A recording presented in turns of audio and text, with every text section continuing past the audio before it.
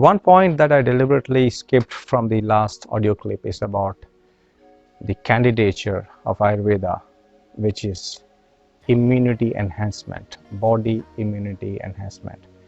So this is one topic I would really like to give a lot of focus in today's lockdown days of Corona time, where nearly 1/3 of the world, I think nearly 300 crores of people are nearly locked down for the right reasons of preventing any further spread of the disease.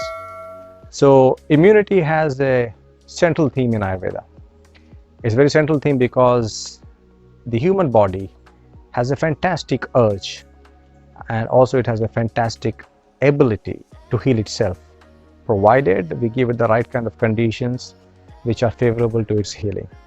So anyone who wishes to have a better immunity is the ideal candidate for Ayurvedic therapies or Ayurvedic herbs or Ayurvedic methods of regime of lifestyle and food habits.